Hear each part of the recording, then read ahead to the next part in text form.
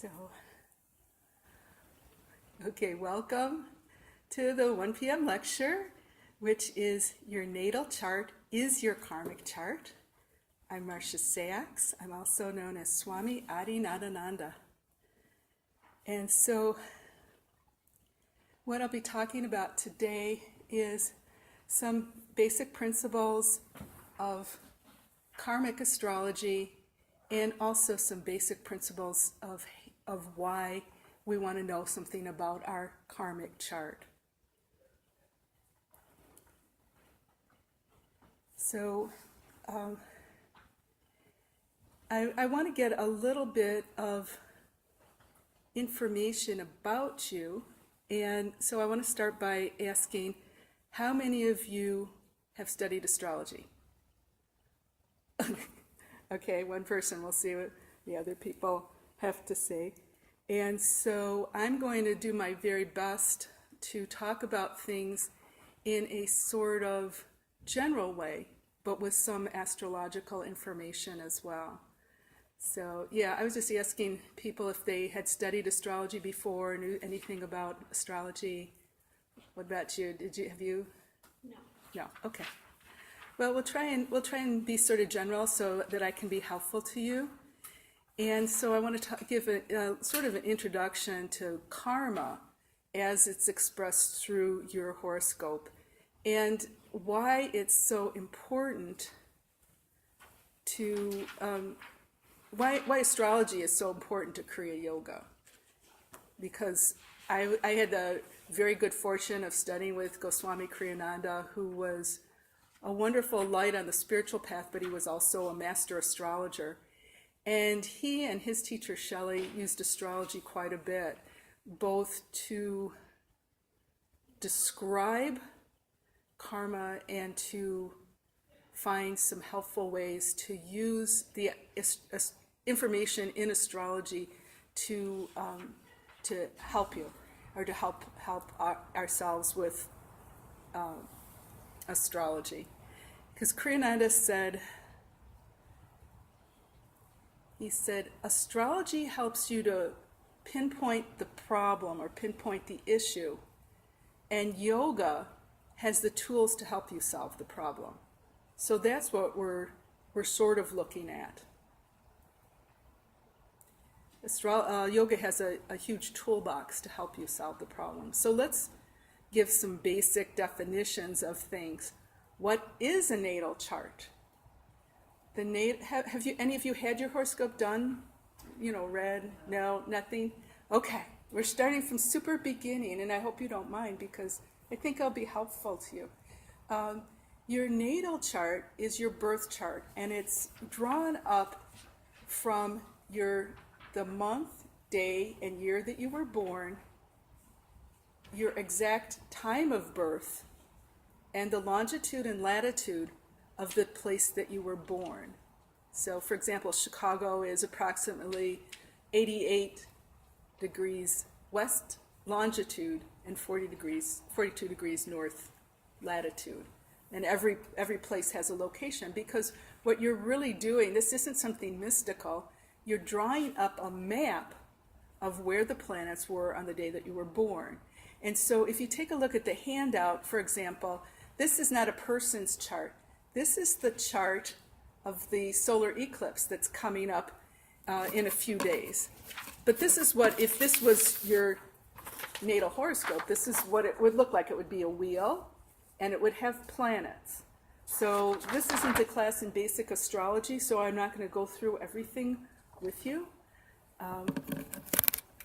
But that's your birth chart. Your birth chart is drawn up, and it shows all the planets. So a lot of people are familiar only with their sun signs, right? And so the sun sign is only one of those planets on that wheel. And there's 10 planets in astrology. We call the sun and the moon planets in astrology. And so you have a whole multitude of things that those mean, because the sun is just your external personality, right? So people in the U.S. or people in the Western world tend to emphasize that sun sign because people can always tell what their sun sign is for the most part. So do all of you know your sun sign, your what people call your astrological sign? Do you all know that? So like if you're born between December 21st and January 21st, you're a Capricorn, right? If you're born something. Does anybody not know their sun sign? Okay. So but that's just one. You have also and the sun is your external personality. The moon is your internal personality. Mercury is the way that you communicate. So you have a planet Mercury in your chart. That's the way that you communicate. The planet Venus is the way that you act in relationships. It's the planet of love. Mars is the planet of action and activity and aggressiveness and anger. Like we were talking about with Ram. Were you all at the lecture this morning? That'd be helpful. So we're talking about Ram and how the energy of Ram has something to do with the Mars chakra. We'll talk about chakras in a second. So that energy can be aggressive, or it can be assertive, or it can be angry. It could be, but it could also be the energy that propels you and that you use to accomplish things in life. So that's the Mars energy that we were talking about today. And then there's more planets. There's lots of planets. We'll talk about maybe more. But so when you have a birth chart, it shows you the karma that you're coming into this lifetime with.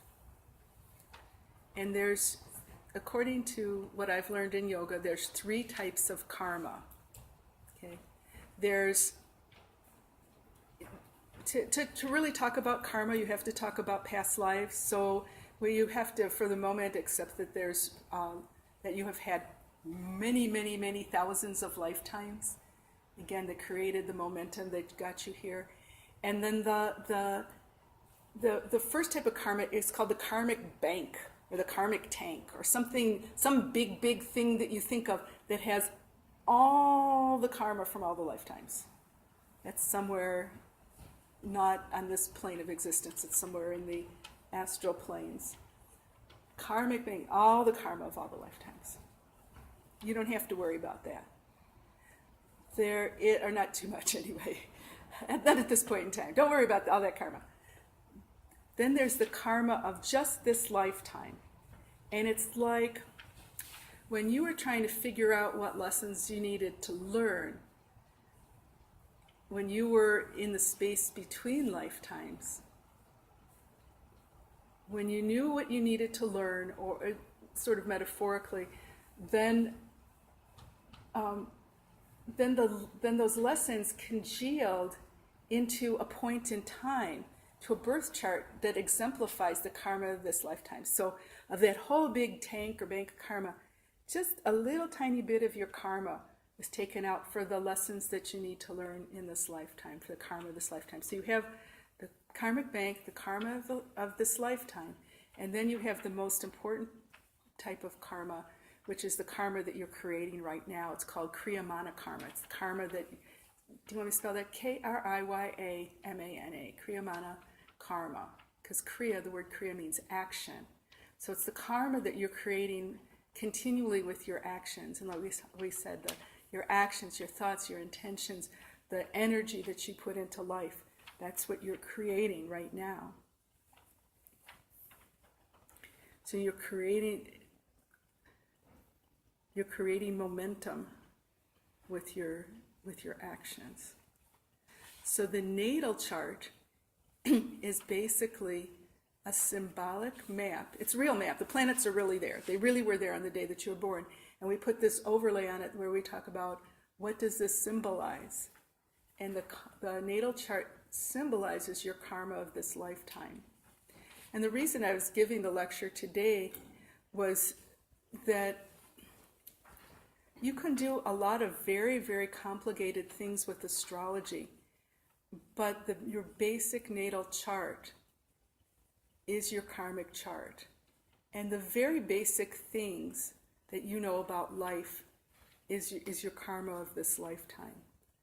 So karma is the momentum. We talked about that before, about all the thoughts and words and actions that you put into this life. And karmic astrology explains what your lessons of this lifetime are to learn. It's where you're coming from in the past, where you're at now in your present life, and where you're going to. It can actually show you where you're going to in your future life. In part because we know you're creating your future life now. And it's so important because your everyday life is your spiritual life. Astrology shows you where the problem is. Yoga helps you solve the problem. So I'm going to talk just a little bit more about chakras because that ties in as well. Do any of you take like a Hatha Yoga class here at the temple? Because, well, in Hatha Yoga class, I don't know if they talk about it, but every posture does something, for example, to balance or energize a particular chakra. So you can relate that. Kriyananda's book, The Spiritual Science of Kriya Yoga, gives the postures by chakras. So chakras are energy centers that are found on the spinal axis, but not in your physical body. There's energy, there's brain matter plexes at some of these points, but you have more than one body. So we're going into some really foundational things. If you talk about that, you have your physical body, obvious, right? And you have your astral body, which is a subtle body. And then you also have a causal body, which is a very super subtle body that I'm not going to talk about right now. But on the astral body, you have these energy centers. And I'm sorry I don't have a diagram, but you can find them in most yoga books, or you can just Google chakras, and you'll find out that there's one at, and in Kriya Yoga we talk about them as having a spiritual symbolic relationship to the planets that we talk about in astrology. There's an alignment.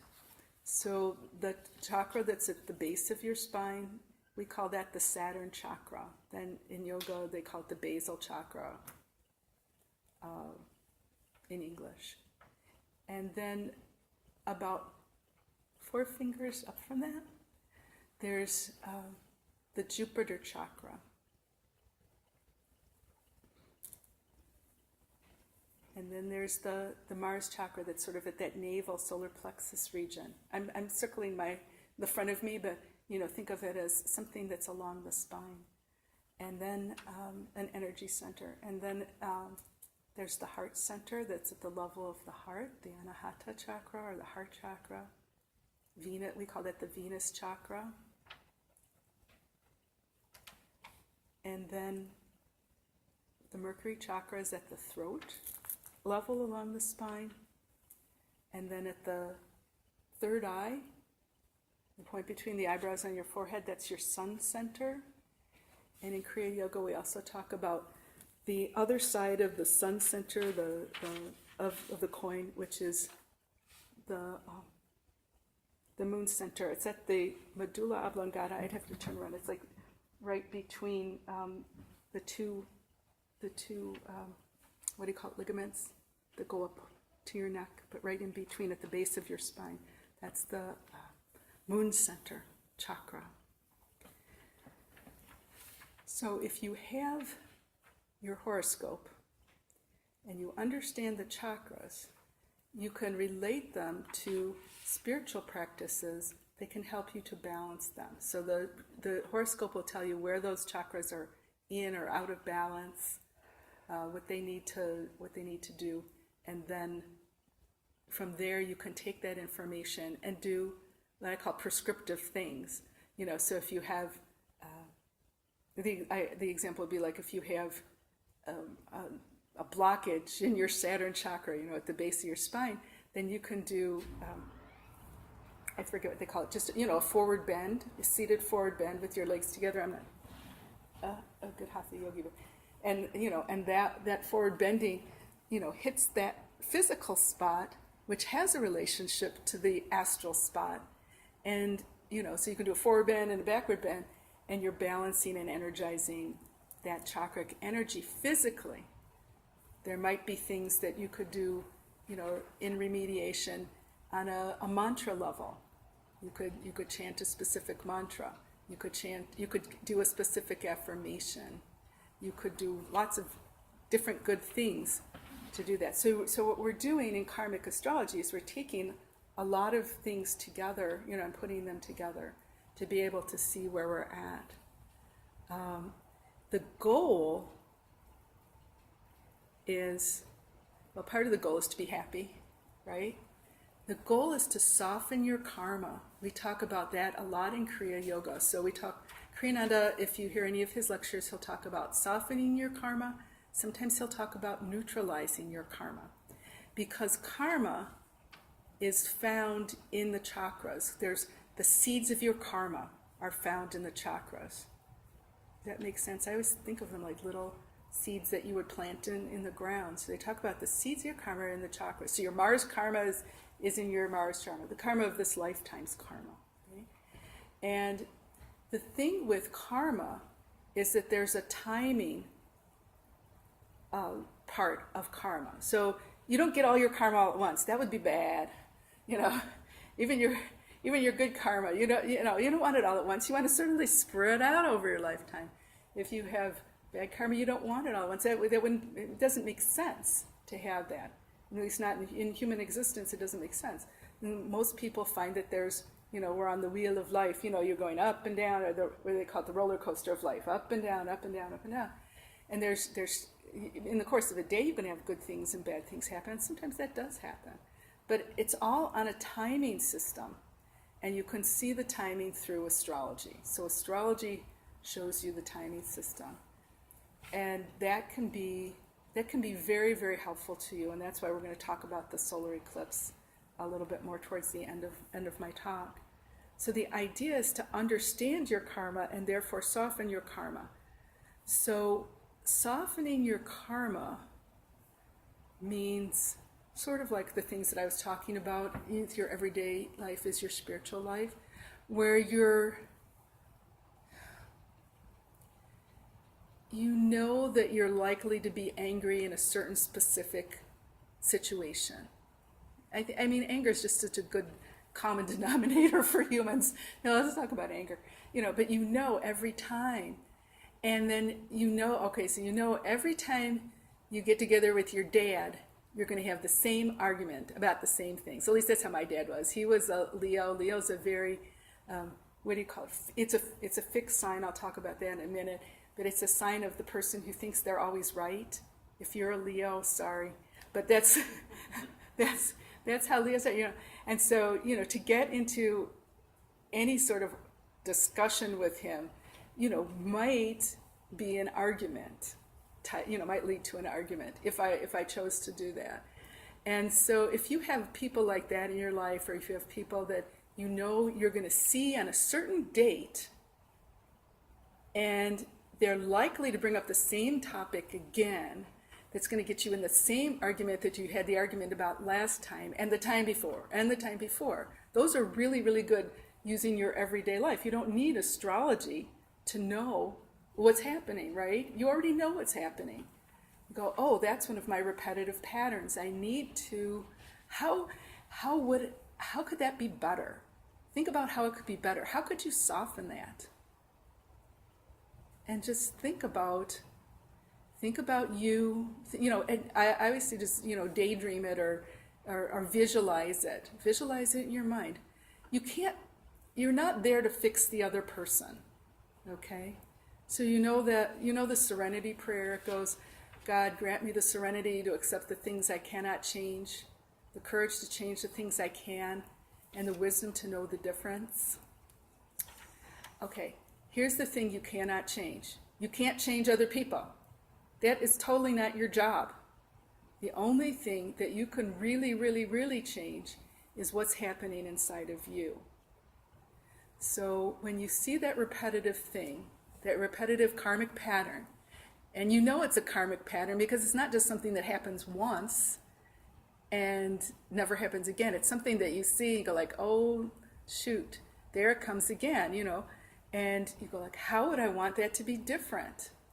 And as soon as you can even think the thought, how would I want that to be different? Things can start to change.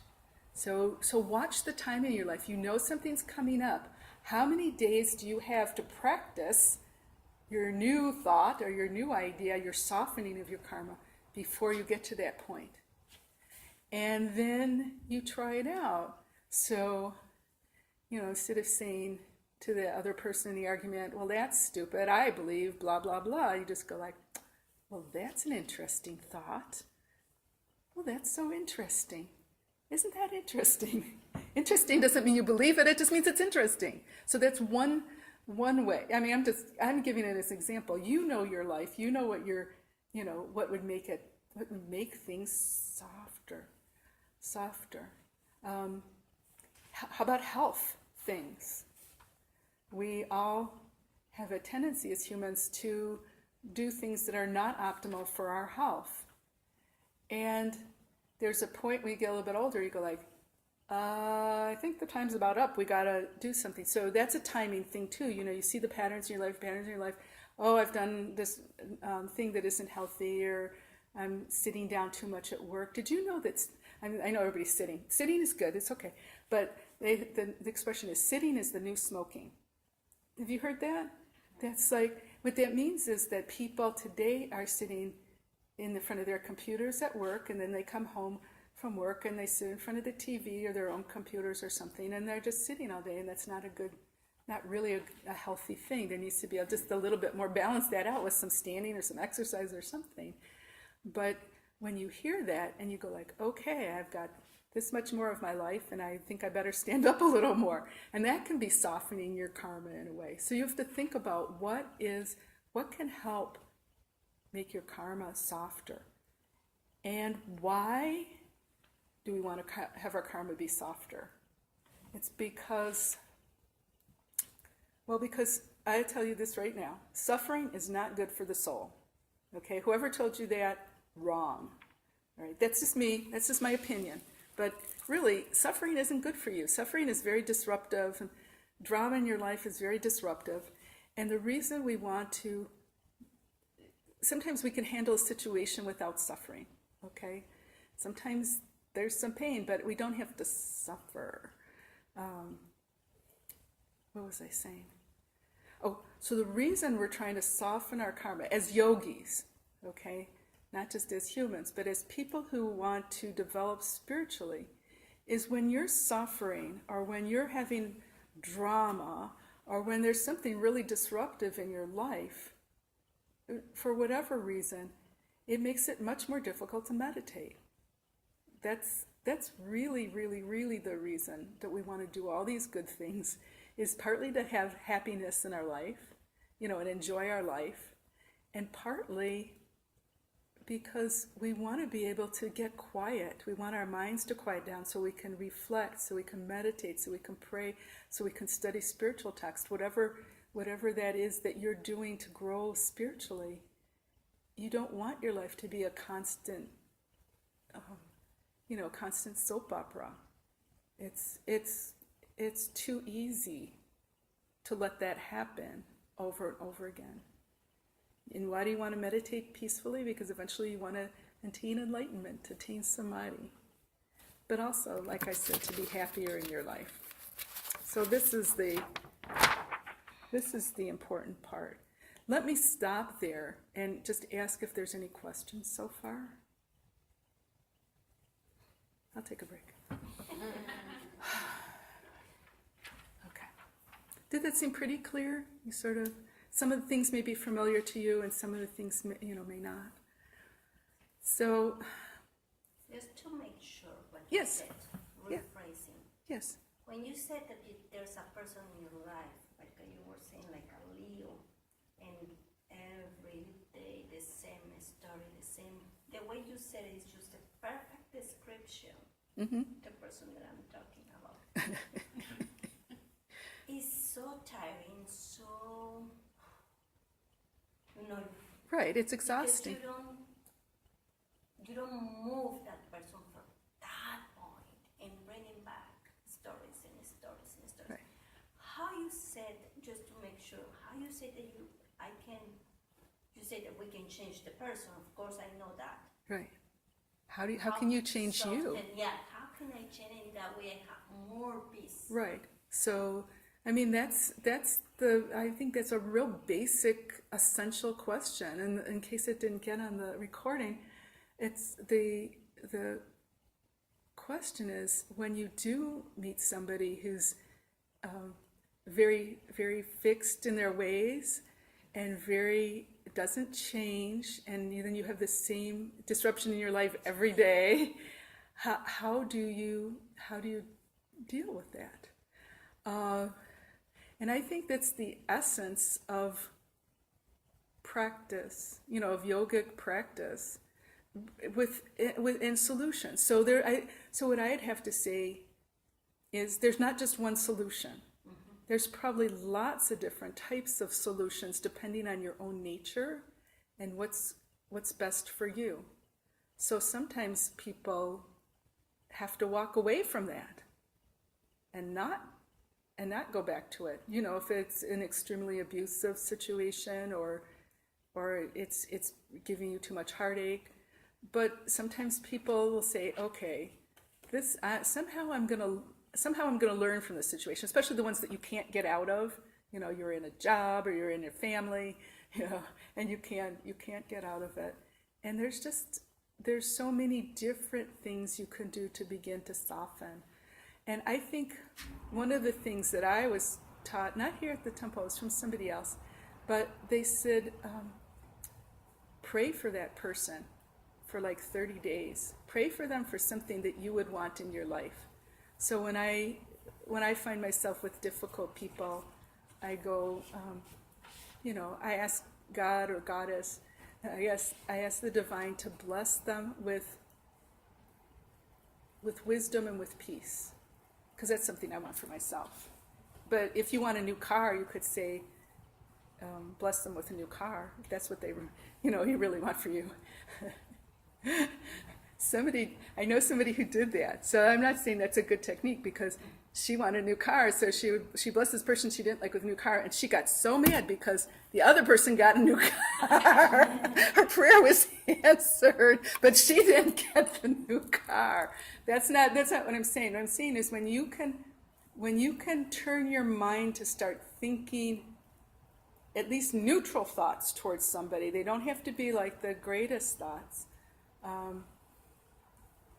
But if you can start thinking some good thoughts at somebody, sometimes people are really difficult, and then you have to think a thought like, when that person breathes in oxygen and breathes out carbon dioxide, they're feeding the plants. There's difficult people. You have to work some people have to work really, really hard, right?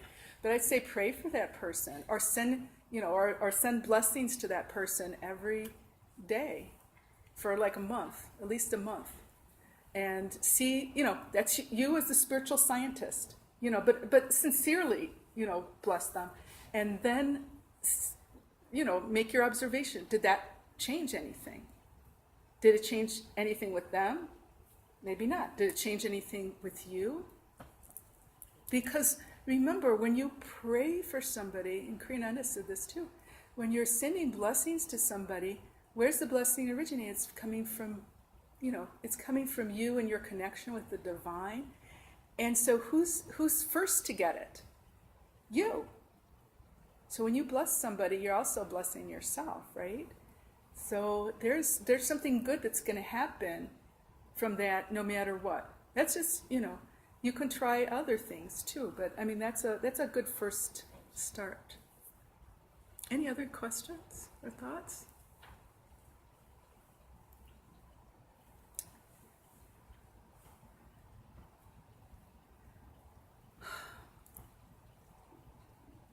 So some of the things that I wanted to talk about today can only help you if you know astrology. So I'm maybe going to skip those, or skip one. But I'm going to say it so it's on the tape. So one of the things that I think is really important to consider are two things that you find in your own natal chart, and one is called the karmic signature, and one is called the karmic shadow. So I'm going to talk about the karmic signature, because you can find a piece of this if you know your sun sign, a piece of it. But what happens is when you have 10 planets, you take all those planets and your rising sign and your midheaven. You don't have to worry about those terms right now, but you take all of those and you add them up by element and quality. So there's 4 elements in astrology. And you might have heard these because you know things about your sun sign. The elements are air, are fire, earth, air, and water. Fire, earth, air, and water. And each element has a type of principle or energy behind it. So the fire energy is of warmth and action and activity. So if you're an Aries, or if you're a Leo, or if you're a Sagittarius, you're called a fire sign, right? There's also the element of earth, and the earth energy is practical, responsible, down to earth. You know, there's the earth energy. And the earth signs are Taurus and Virgo and Capricorn. So if you're any of those signs, you're an earth person. You have that earthy, down to earthness about you.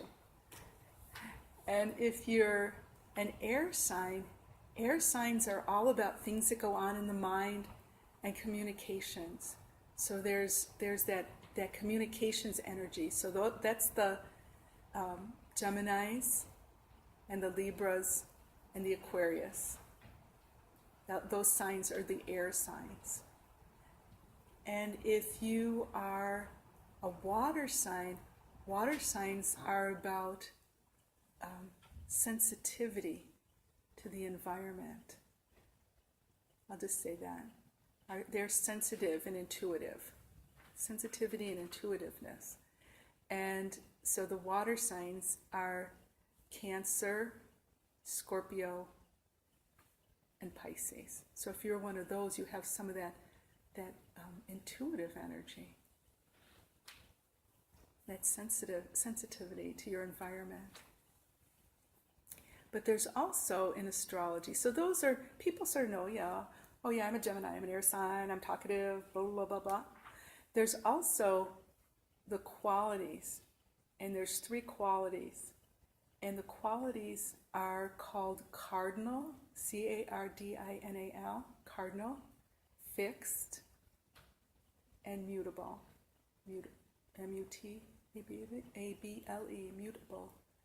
And cardinal is an outgoing force, an energy force that's very, has a lot of energy going outwards and going forwards, forward, meaning forward into the future, action. And fixed means stable, or it can mean stubborn. So we're talking about Leos. So the cardinal signs are Aries, Cancer, Libra, and Capricorn. Those are your cardinal signs. Outward energy in the physical world. The fixed signs, that stable or stubborn, whatever you want to say, those are Taurus, Leo, Scorpio, and Aquarius. And then you have the mutable signs. Mutable means flexible. So those people are flexible, but they're not always, but they don't have that outward force, they don't have the stability, they're flexible, mutable. That's just another word for flexible. So I'm sure there's lots of other words, but I wasn't thinking about that today. So the mutable signs are Gemini and Gemini, Sagittarius. No, I missed one. Right? Gemini, Virgo, Sagittarius, and Pisces. Gemini, Virgo, Sagittarius, and Pisces. Those are the mutable signs. They have the ability to be flexible. And sometimes that's a good thing, sometimes that's not. It just sort of all depends. So when you have a sun sign, your sun sign is a combination of both an element and a quality. So you want to think about, I don't think that necessarily I can go through all of them right now, but you want to think about what the energy pattern of your sun sign is like by element and quality. And it's something to meditate on and reflect on. So for example, if you're an Aries, your energy pattern is both fire and cardinal. So cardinal fire would be like a moving fire. Can you think of any examples in life that are like that? Moving fire? Like a forest fire, right? So that's not a real happy fire example, but it's fire and it's moving. So it's taking down things in its path. So when you think about the sign Aries, it could be like an aggressive, it's an aggressive thing. But there's also fire that can be used, that you can move fire around, like with a, what do you call those things? A flamethrower, to do construction activities, for example, or something. So you have that. You have those two different things, and you want to think about what your energies are like. Does anybody want to give me a sun sign example? You don't want to know, right? Taurus. So Taurus is fixed earth. So both Earth is naturally sort of stable. So you want Earth to be stable, because the opposite would be unstable Earth, which is more the Virgo. That's more like an earthquake or it could be. It's Earth that isn't stable. So Tauruses in general are very stable people, right? Because they're very practical, they're very down to earth, very stable. But Taurus is also a sign that's very stubborn, right? So, or difficult to change. So fixed means difficult to change. So if any of you are fixed signs, think about what you resist. So the things that you resist in life, doesn't mean you shouldn't resist them.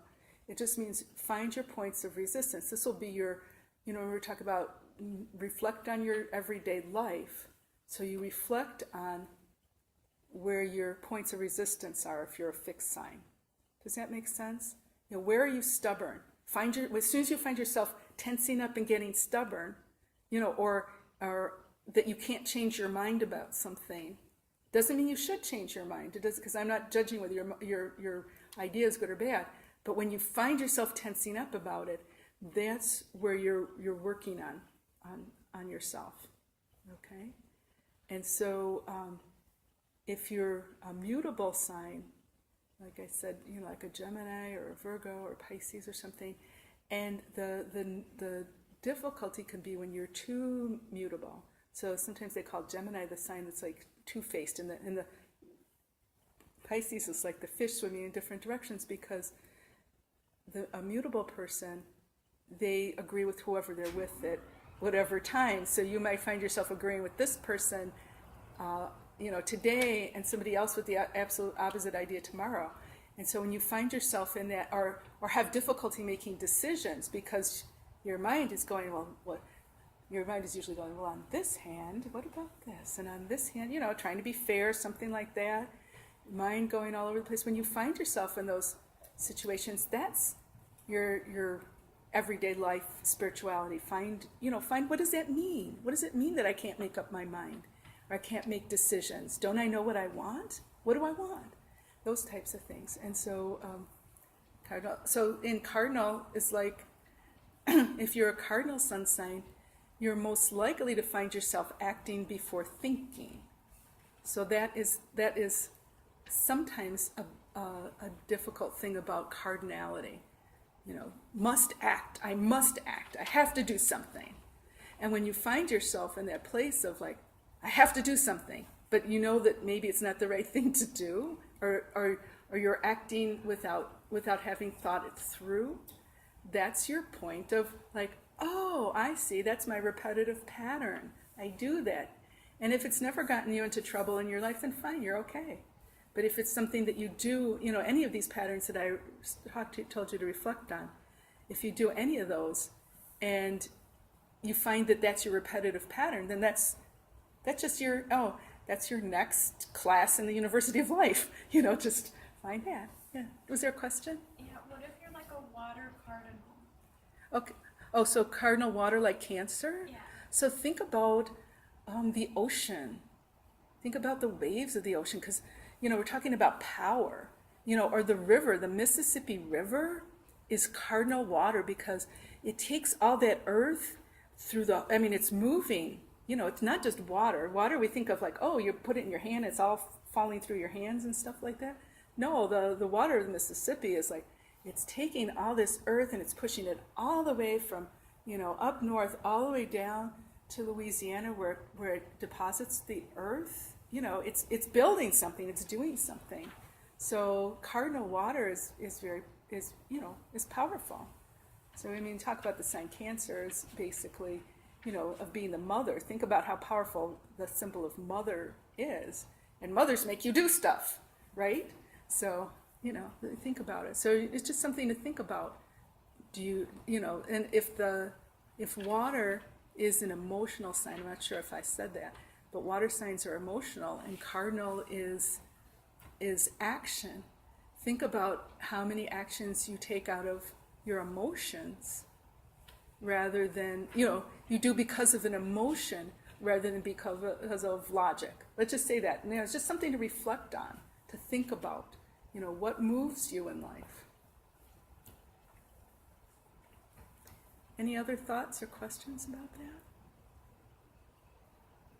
It's just information that you can use for reflection. Reflection is one of the most important parts of yoga, I think. And Kriyananda talked about it a lot. He thought everybody should have some time every day for daily reflection. Yeah. What would you say, like, how can you talked about softening the karma. Mm-hmm. Does that have to do, like, acting without emotion? Like, what are the steps? Or how can you start taking emotion out of your actions? That's a super, super excellent question. And the question is, how can you take emotion out of your actions? And I think it's almost like one of the goals of yoga.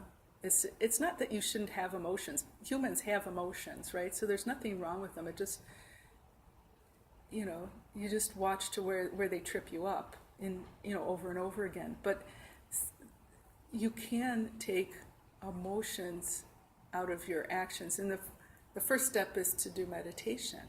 Because meditation, any kind of meditation that you may have learned, meditation or quiet time or prayers or reflection, it gives your mind a chance to calm down. Because the emotions, some emotions start with what's happening in your mind first, right? So when you start to calm down, sometimes you can see your emotions arising in your meditation.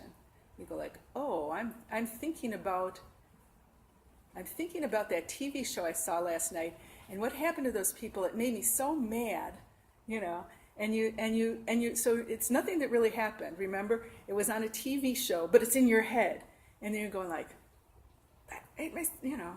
that happened to that character, and that person was bad and was mean to her, and it made me so mad. And then all of a sudden you go like, oh, this is all happening inside of me. I'm not helping anybody with this emotional thing that's going on. So that's just an example. And then in your meditation you go like, okay, I think I'll let that go. And you let it go. And it's harder when you're face to face with people. That's why it's easier to do it in your meditation and your reflection. And you find yourself letting things go, like the neti meditation we did at the noon. I'm not that thought. You have a thought or you have an emotion, you go like, oh, what you're supposed to say is, wow, that's an interesting emotion. That's so interesting. It's so interesting that I feel that way. So we're not talking about things like, am I justified to have that emotion? And no, as yogis, we're trying to release these emotions, and so that we can go forward for whatever with our lives because of responsibility or duty, or because things have to be done, because we're alive, right? But we don't have to get all emotional about them. I mean, simple. That's why I said start with the small things. I used to have, I mean, I don't want to talk about me all the time, but since I'm here, I know that for a really long time I had this huge resentment about washing dishes. And it goes back to when I was a kid and I didn't think life was fair. Why do I have to wash dishes? That's not fair. I didn't think about that. It wasn't fair for my mom to have to wash dishes either. But somebody had to wash the dishes, right? It took a long time. So that was one of my repetitive patterns. So every time I went to wash the dishes, I'd be like, why do I have to wash the dishes? You know, even when you're living alone, it's like, why do I have to wash dishes? Well, I'm the only one here. You know, somebody's got to wash the dishes. You can't like use plates and throw them away. Well, people do, I guess, but you know, and logically, it didn't make any sense. But that was my repetitive thought pattern. So when I started studying yoga, and people talk about, you know, turn all your actions over to God. You know, that's your karma yoga. Your karma yoga is doing things selflessly. You know, why do you do it? It's just there. A dish that's dirty needs to be clean, dry, and put away. It has to be done. And it took me a really long time, but that was my practice. Oh, okay, I'm going to feel happy about doing dishes. And now it's pretty neutral to me. You know, it's like, hey, dishes have to be done. I sort of feel good about it because I've spent a lot of time. And so you go like, oh my God, how much time does that one little thing take? But it's like when you can do that one thing, you know, whatever your thing is, if you can do that one thing, then you can do anything. You can change. You can change anything. You know, say a blessing before you eat. You know, that can change the way, you know, you know, change your habit pattern, emotional eating with food. I mean, things can change. Sometimes it takes a really, really, really, really long time. But that's what we're here for. Go like, hey. You know, but every once in a while you sort of go like, oh, I passed that class. You know, hey, check, A+, gold star. You know, and you realize that you really did learn something, you know, even if it's only about washing dishes. It's, I don't know if that answers your question, but it's like, you know, take something and work with it and see what happens. And that softens it, because the softness is, especially if it's an everyday thing, the softness is you're not miserable. You know, do we want to be miserable? I know there's some people that really want to be miserable. I mean, they're happy when they're miserable because they're really excellent complainers, and they might get some laughs for complaining. I mean, that's probably the complaining. You know, if you get laughs for it, you know, if you get positive feedback for complaining, then you tend to do it more. But really, we just don't want to be miserable. Oh wow, we can have some happy moments in our life. Don't all have to be miserable. But it's really important to know your own nature. So astrology is one of those things that helps you to know whether you've passed the class or not. Like, oh, are you still angry about this stuff? Are you still getting into the same relationships over and over again? Are you still, you know, having, you know, bad things happening at your job? Different areas of life. There's a lot of different areas of life, and your horoscope can tell you where those areas in life are. But you don't need the horoscope. You don't even really need astrology. Astrology is just a tool. So for those of you who haven't studied it yet, I totally recommend that you study a little bit of it, enough to know your own horoscope. You can go to an astrology website called alabe.com, alabe.com, and you can put in your birth data, and it will give you, they'll send you your horoscope. I'm not sure how they do it, if it's a download or they email it or something. But then you can at least have the wheel, like I gave you the wheel for this. Because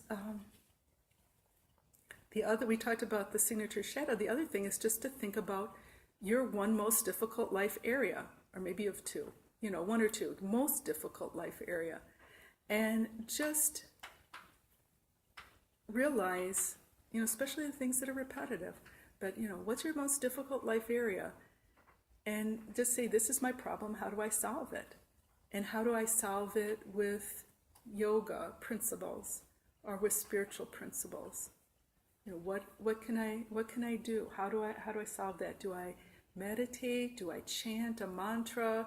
There's mantras that are good for different things. You can look for those online too, probably. We have some CDs here at the temple with mantras on them. You can chant. You can write an affirmation, a positive thought. Every day, in every way, I'm getting better and better. With every breath, I'm breathing in healing light.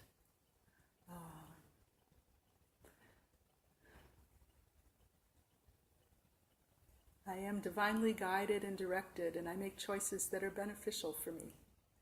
Lots and lots of whatever positive thought you want to bring into your life, write down the positive thought and look at that every day. There's so many techniques when you start studying spirituality and spiritual growth. There's just a lot of them. Meditation, hatha, physical yoga can help. Exercise, physical exercise can help, if you're trying to release energy and balance energy. Dancing, singing, meditation, spiritual study, reading something that's a scripture for you, whatever you choose that to be. And, what I'm saying is, it's the technique of feeding yourself positivity. So because think about what's there in our world. It's this continual onslaught, especially if you watch the news or read the news or get any news. It's an onslaught of negativity, right? Well, how do you balance it out? You have to feed yourself positivity. Most of life is not really set up to feed you personally positivity. So you have to do that for yourself. I mean, I'm going off on a different track, I guess, but think about what you read, what you input into yourself, what you say to yourself. Don't forget to look in the mirror and say, "Hi there, I like you," to yourself. You have to say positive things to yourself. That's a way of softening your karma and balancing your karma, and thinking about what's your problem, what's the real problem, and how do you solve that using the tools that you know spiritually. Sometimes it's a tool that comes from psychology. It might be a tool, might be a piece of advice you hear from your next door neighbor. I don't know. But when you're ready to solve the problem, life will give you the answers. You just have to be open. Sometimes you have to just say, God, I have no idea how to solve this problem. Please help me to learn how to solve this problem. You don't have to have all the answers. The answers will be given to you as you are open to solve it. So before we close, and we can talk about it more after, but I want to close by talking a little bit about the solar eclipse.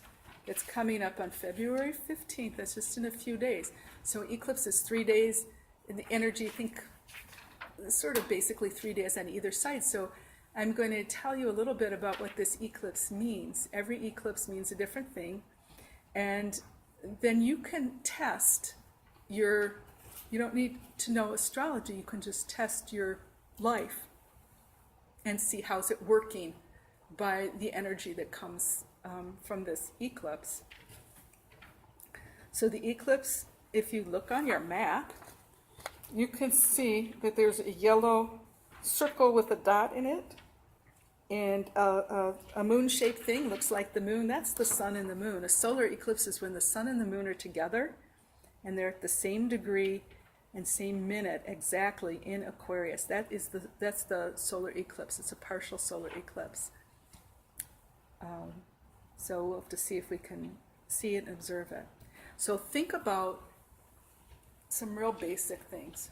First of all, when the sun and the moon are together, there's more energy, all right? So you are going to observe your life over the next 6 days, especially on that day, February 15th, at 3 o'clock in the afternoon, and say, what's my energy like?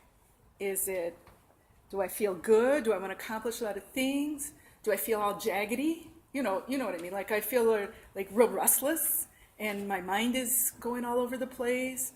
or do I not have energy? But see, or do I feel angry? See what your energy is saying to you over the next several days.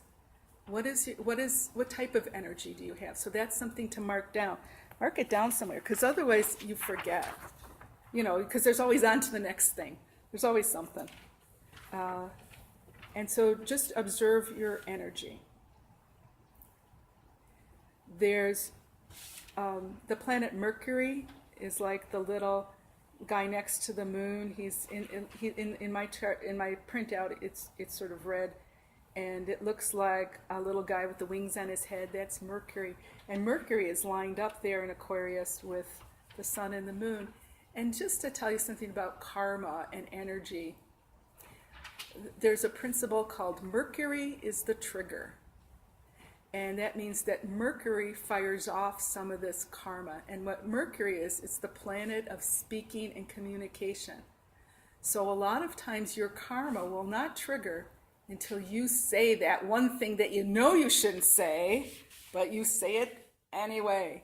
So watch your thoughts before you speak. That's just a good general principle. Watch your thoughts before you speak. But watch what you want to say to somebody in those high energy situations, and realize that you have a choice whether to speak or not. Sometimes, I'd go to Kriyananda for advice, and I'd say, what should I say in this situation? And he'd go like this, put both hands over his mouth, because that's what I was supposed to do, is like, shut up, Your guru can tell you things like that. They can sort of say shut up, but that's what he was sort of saying. Don't speak. You don't have to. There's no requirement that you have to tell people stuff. Unless you're at work and you have to make a report or something like that. You don't have to tell people stuff, but watch.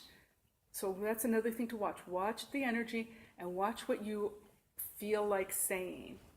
And then you can decide, should I say this, not say this?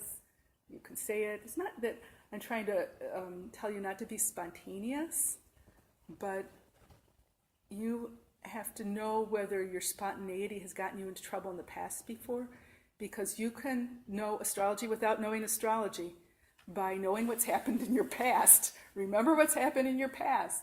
It's going to come around again. Things are very cyclical, or maybe they're spiral. Maybe we're getting better and better all the time, but we're still coming into the same situations again. And how are you going to handle that? So watch what you say.